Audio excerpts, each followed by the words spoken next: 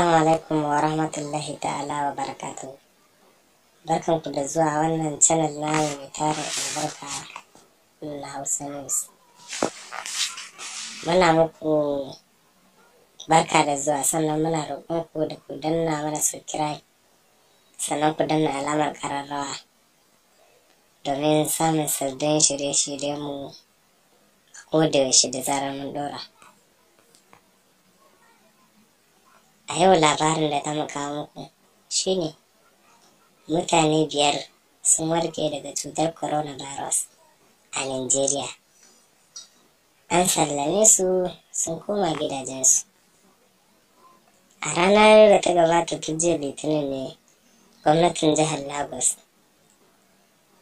ta sallami wasu mutane 5 daga cibiyar killacewa da ke asibitin na cututtuka masu yaɗawa a unguwar,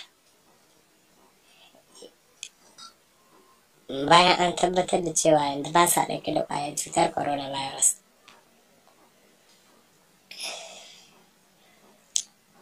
Yanzu an sallami jimillar mutane 8 kenan daga cibiyar. Mutanen da aka sallama suna cikin ƙoshin lafiya, babu alamar gajiya ko wata damuwa tare da su, kamar yadda jaridar The Nation ta rawaito. Duk da mutanen da aka sallama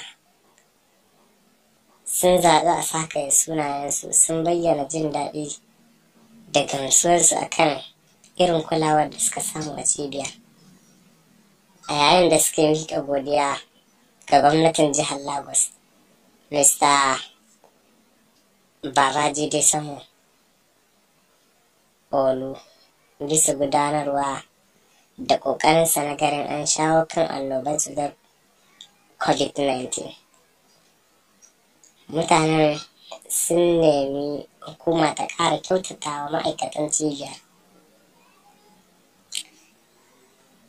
Da yake magana da maneman labaran, ɗaya daga cikin waɗanda aka sallama ya ce, an kawo ni wannan cibiyar a ranar 15 ga wata, bayan sakamakon gwajin da aka min ya nuna cewa na ɗauke da ƙwayar cutar. Da farko na fuskanci ƙalubale, amma daga bisani komai ya daidaita.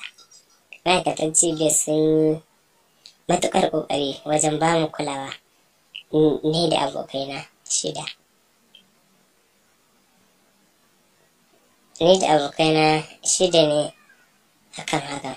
Ya ba wa jama'a ƙwarin gwiwa cewa kar su wani firgita saboda ƙwayar cutar coronavirus, saboda ana warkewa. Alama da ke nuna cewa za a samu galaba akan ƙwayar cutar.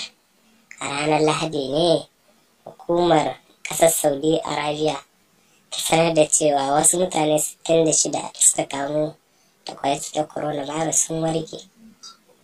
Sanarwar na ƙunshe ne a cikin saƙon da babbar jaridar ƙasar Saudiya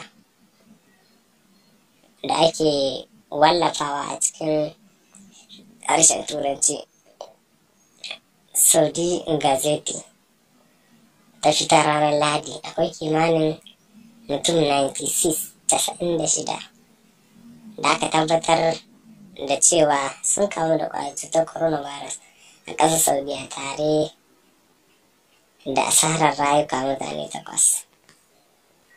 To Allah Ubangiji ya mana maganin wannan cuta, sannan ga duka wanda ya kamu da ita muna ta shi addu'ar Allah Ubangiji ya ba shi lafiya, domin Allah subhanahu wa ta'ala ya saukar da bai saukar da cuta ba sai da ya saukar da maganin ta. Wannan haka yake. Mu ma waɗanda muke masu lafiya, Allah ya kare mu daga sharrin wannan cuta. Waɗanda suka kamu da ita kuma Allah Ubangiji ya sauwaƙe musu, Allah ya ba su lafiya.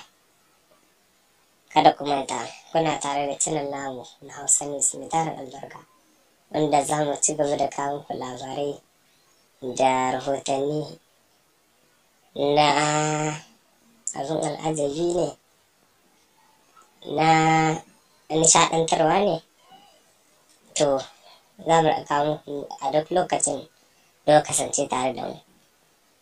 Ba za mu yi ƙasa gwiwa ba, muna ƙara roƙonku da ku danna mana subscribe, sannan ku danna alamar ƙararrawa domin samun sabbin shirye-shiryenmu ko da yaushe. Mun gode.